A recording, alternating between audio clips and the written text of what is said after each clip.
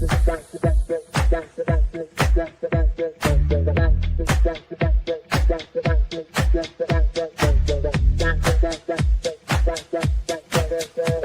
Connections Radio presents. This podcast is brought to you by LifeWave. Ready to elevate your wellness game? Meet X39 from LifeWave.com. This game-changing patch uses phototherapy to stimulate your skin, enhancing strength and stamina by channeling your body's innate energy. Simply apply it to harness infrared heat, naturally boosting your vitality. Want to learn more? Visit www.lifewave.com/VernD and step into a healthier, more active lifestyle today.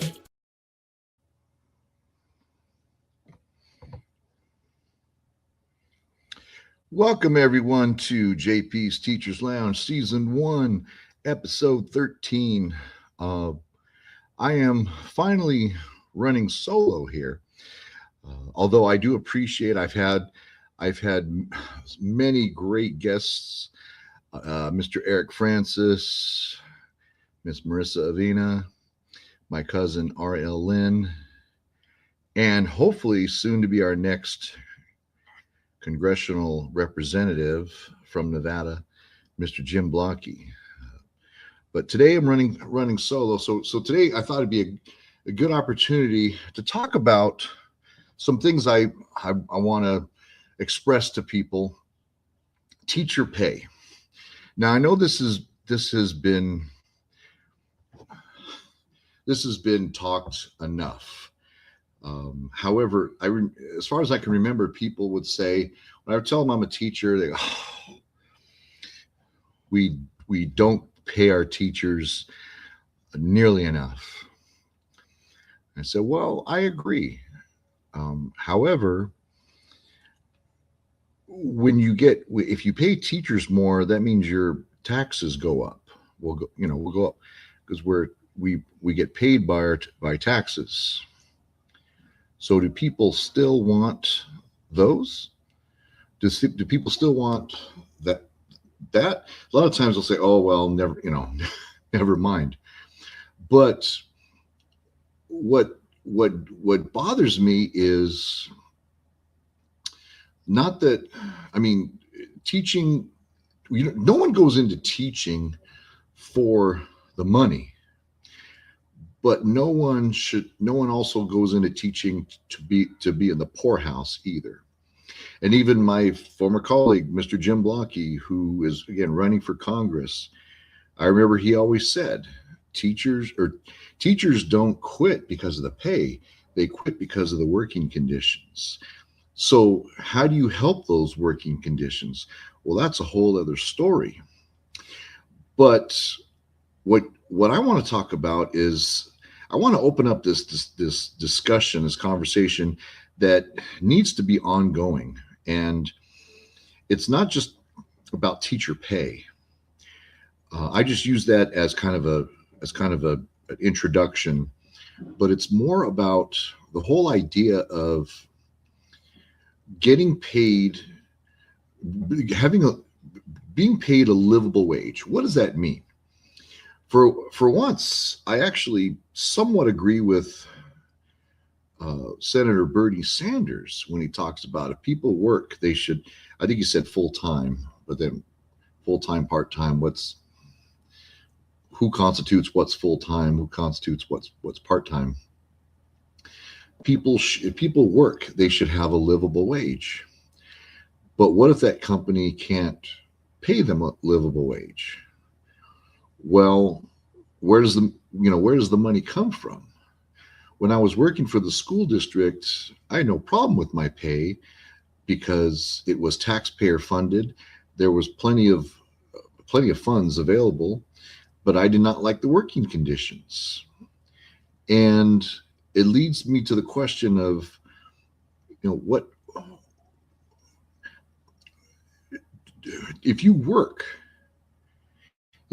for a living, you should be able to afford to support yourself in this global economic climate. $40,000 a year is not the same as it was 20, 30 years ago. So at what point do we say, what's the minimum? Right now, I work at a private school and I love it. It's a great place, great environment. We're appreciated, we're valued, but they can't afford to pay us very much. Okay. Well, then at what point do we say, well, do you expect people to sacrifice themselves so that the school remains open? How do we are you going to rely on certain individuals like that could make that sacrifice? Because whether it's $20,000 a year or $80,000 a year, if I'm working but I'm scraping by, that I can't even barely afford to support myself, there's something wrong here. And lately, the last couple of years, I've done some tutoring here and there, and it's kind of, it's hit and miss. And I thought about, getting another part-time job, getting another, working 15, 20 hours a week, whatever. Well, okay. Yeah, that helps. That supplements your income. But then you're falling into, I'd fall into a trap. You're falling into a trap. You are living just to work and not working for a living. Regardless of whether you enjoy your job or you find it fulfilling, it's still work. And you're going from job to job so that you can stay alive. Well, I get it that because of the market, things are expensive and everything, and if you want to earn something, you want a nice house, you want a nice car, go out for a nice dinner, have a few vacations. Yeah, you don't get something for nothing. But at what point are we going to say, are we going to clearly define what constitutes a living wage? I know it's different in every state, every city, but it's the whole idea of expecting people to work and then not even give them a livable wage. So they have to work 2 or 3 jobs. It's funny because in the last episode with my cousin, RLN, former teacher. Well, she still teaches. She tutors. She writes fantasy stories. And I was sharing with her a story about when I first moved to Las Vegas, and I was home. I was ordering up a pizza, and the person's name is, is this Basudich? And I said, who's this? Never mind. It's turns out it was one of my coworkers.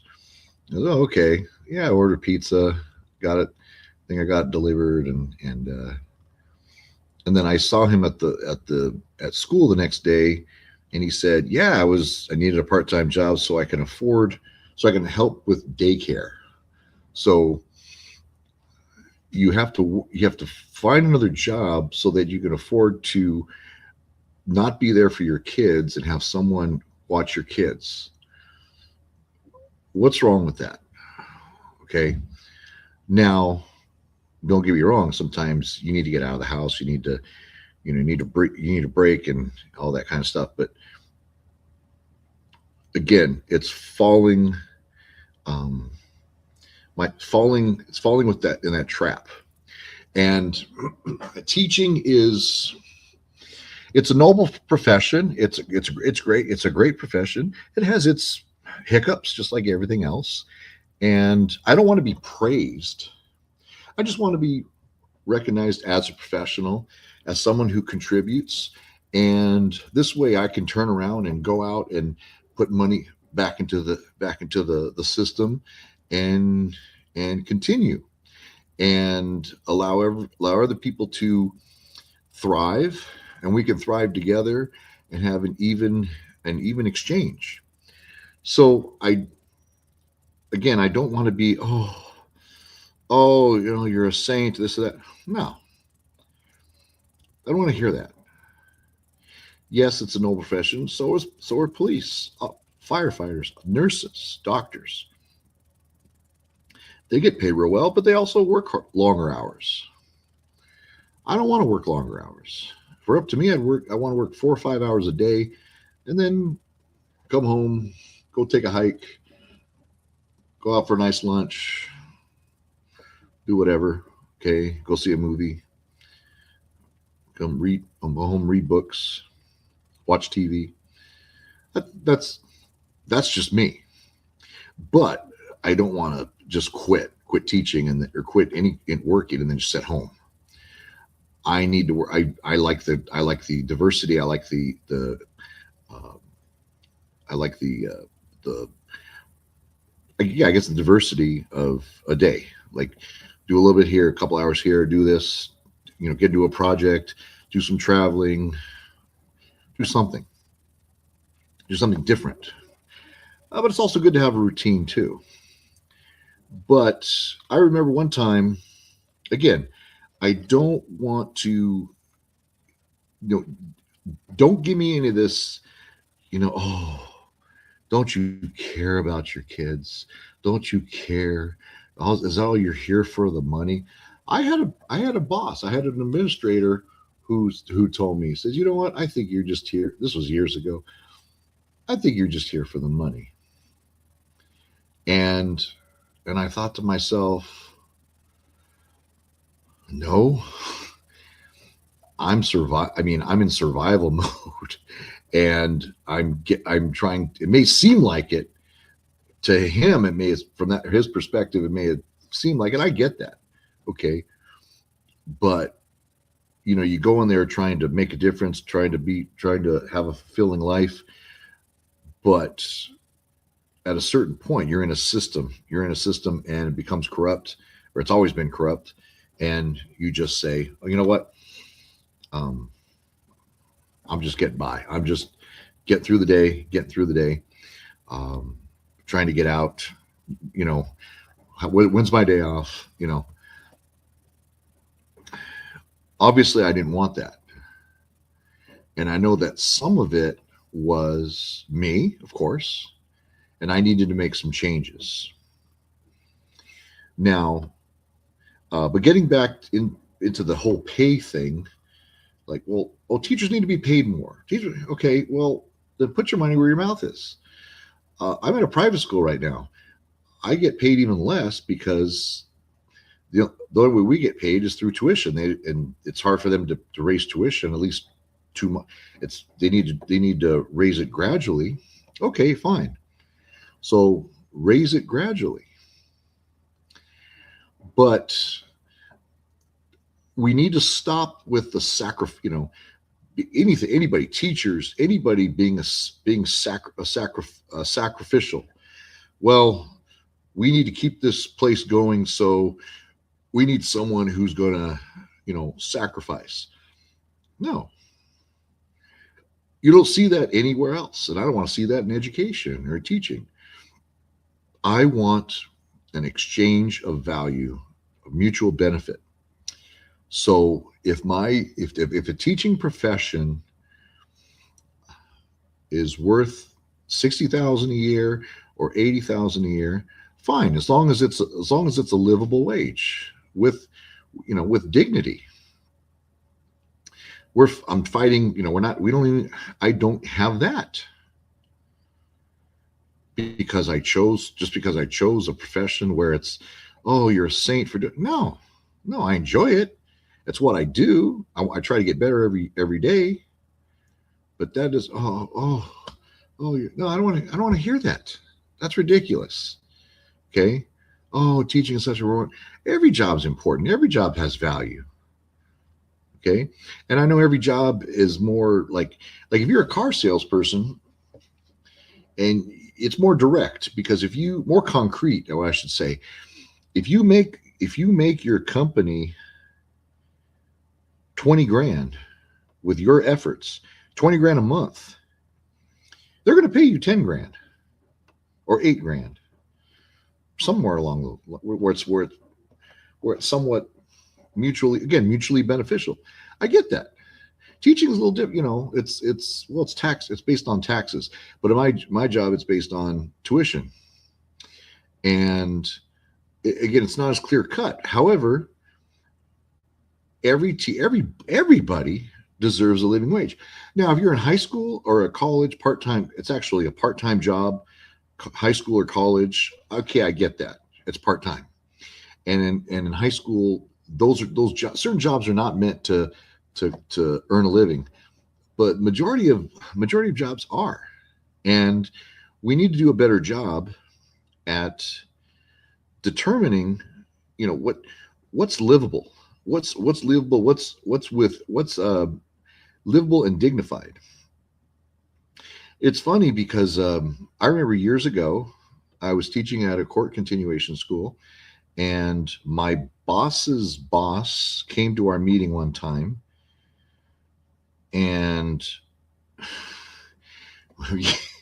you get this every so often in education, where someone, it's usually your superiors, would say, I wonder if any of who would show up tomorrow if you didn't get paid. In other words, who would still come here and do it for free? How stupid and how ignorant that statement is. How undignified. That's embarrassing. Her name was Stacy. First name, well, even if I don't remember her last name. Even if I did, I'm not gonna. But of course, I'm talking about Clark County School District, and again, this was years ago, and I thought I should have said something, but of course, me being, hey, I'm not making any waves. I put in my time, so to heck with it now. But first name is fine. I don't know her last name, but I don't remember it. And even if I did, I wouldn't say it, because it's just, again, it's not very professional. But I remember her saying this, like, how stupid. So again, it goes back to the guilt thing. Oh, well, would you do it? Well, don't you have your heart in it? Okay, well, did you pay my teacher's license? Did you pay for the coursework I had to do? Go through college. Okay, lesson planning, grading, all those things that I had to do myself. Did you do that for me? Did you? No. You didn't get any help. I mean, I got financial help from my parents, to a certain degree while I was in school and stuff. But I mean, talk about ridiculous. So again, it's that whole thing of, well, you're doing this just, if you would do it for the money. First of all, okay, if I wasn't getting paid, I would have to go somewhere else to where I do get paid so I can pay my bills. I mean, wow. And these people are in the administration level. Wow. Now, again, there's good and bad in everything I've had. There's some good administrators there too.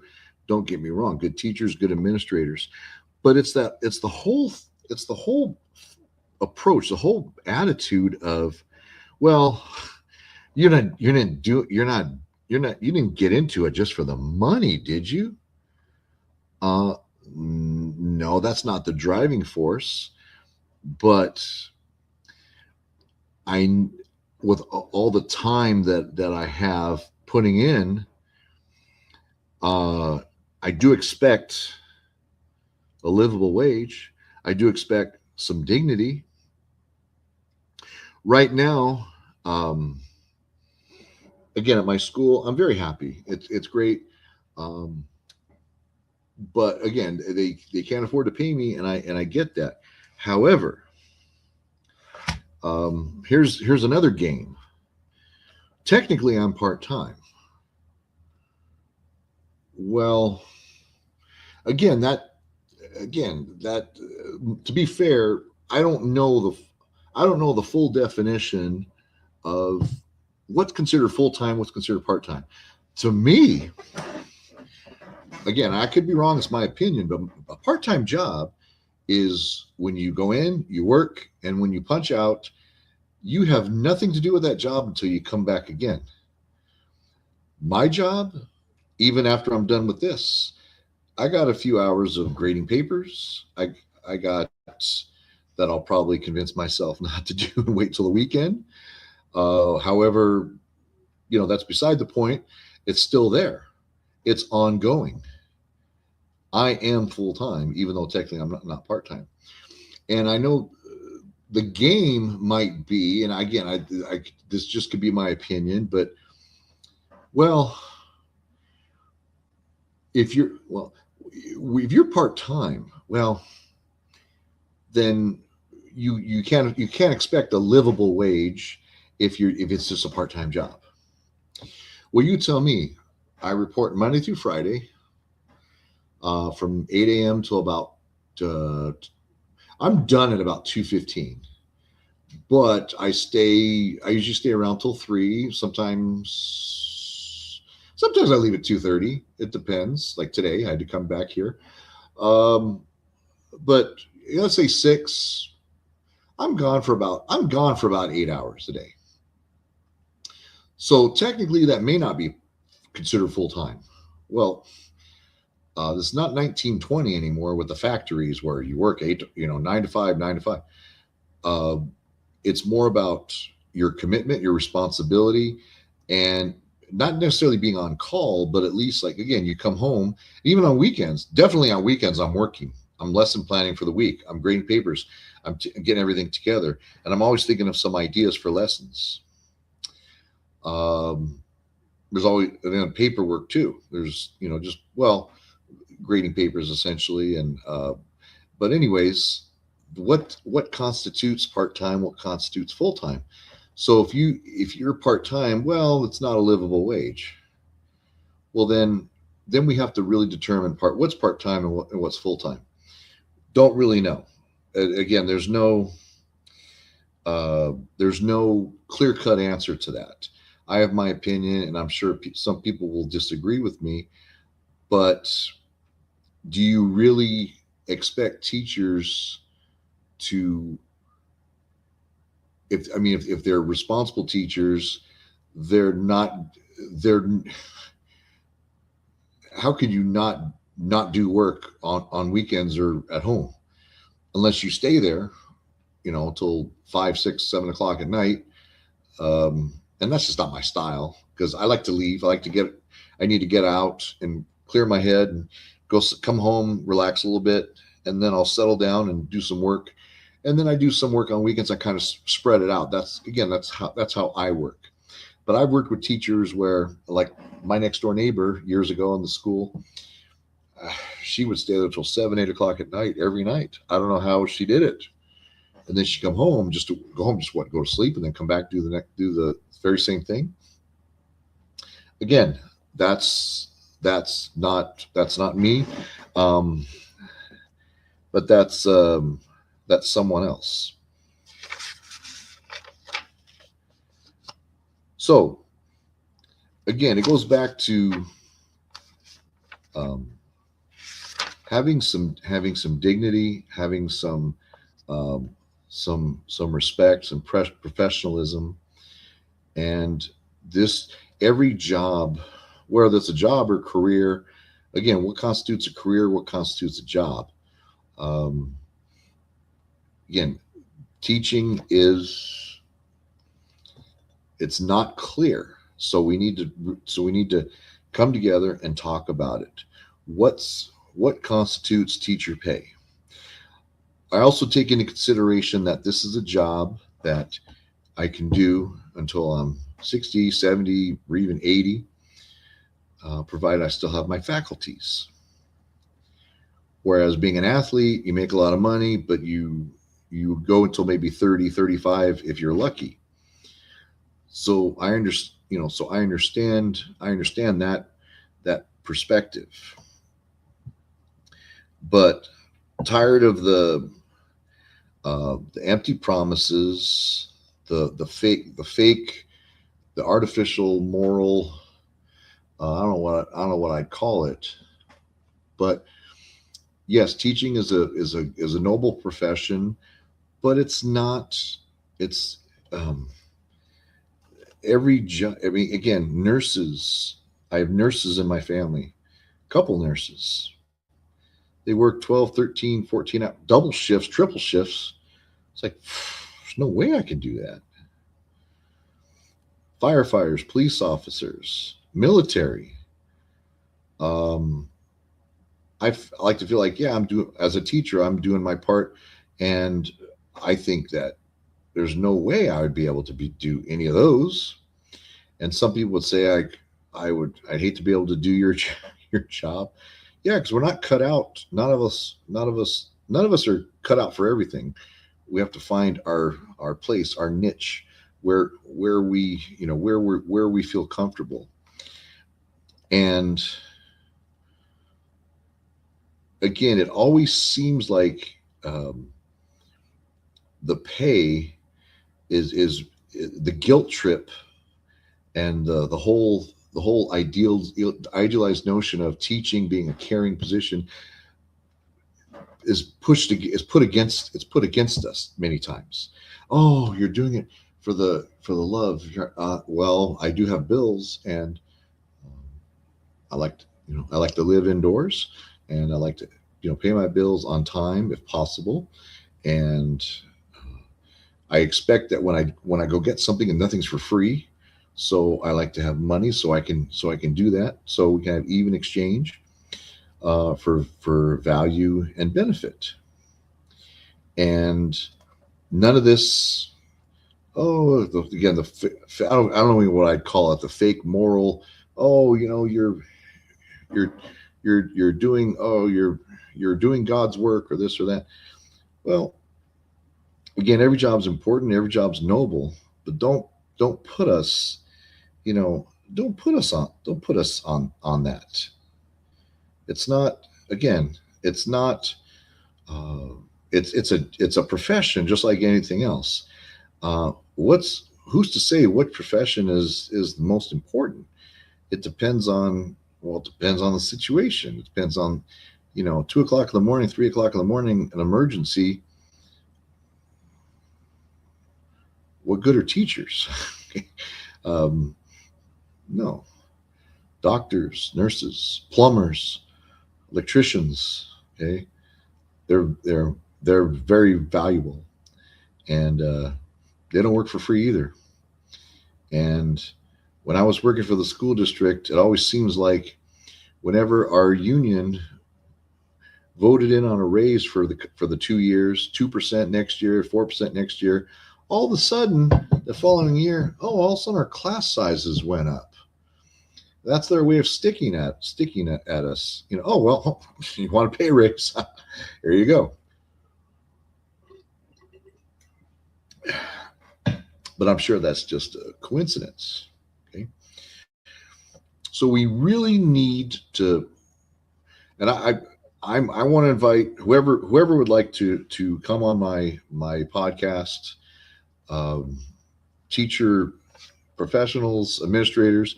Let's have a conversation. Let's talk about this. Again, I don't want to hear the it's wonderful. No, just pay me what I'm worth. Give me a livable wage, and let's all agree that every job is important. The surgeon that doesn't have time for a nice meal maybe goes to the cafeteria at the hospital and grabs a salad, and that person who made the salad or packaged the salad and gave to the surgeon so that surgeon could eat, so that surgeon could perform a life-saving job. That cafeteria worker is just as valuable. Okay. And again, treat people with dignity, and but along that is the money. Now, don't give us a guilt trip. Money. Oh, you're all about the money. No, the money is the means to an end. I want to get paid. I want to be appreciated, to be professional, and to be dignified. To have some dignity. So I invite anybody, any teacher profession, administrator, anybody who reach out to me. I can be reached at James Pasudich at timetoteach.com. Also, J Pasudich, my personal email, jpasudich@gmail.com, jpesutich@gmail.com. Also, my website, www.jamespasudichcommunications.com.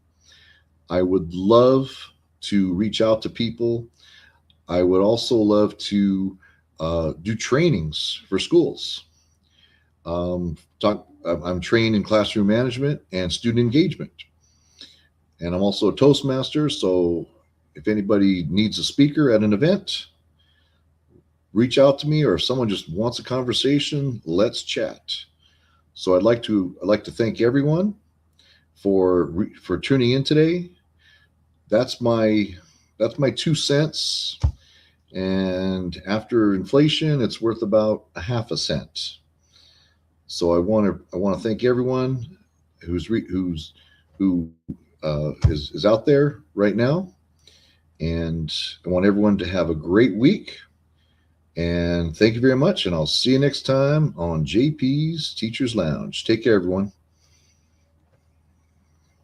This podcast is brought to you by LifeWave. Ready to elevate your wellness game? Meet X39 from LifeWave.com. This game-changing patch uses phototherapy to stimulate your skin, enhancing strength and stamina by channeling your body's innate energy. Simply apply it to harness infrared heat, naturally boosting your vitality. Want to learn more? Visit www.lifewave.com/VernD and step into a healthier, more active lifestyle today. PR Connections Radio thanks you for watching this podcast. Check out more episodes of this show and our others at prconnectionsradio.com.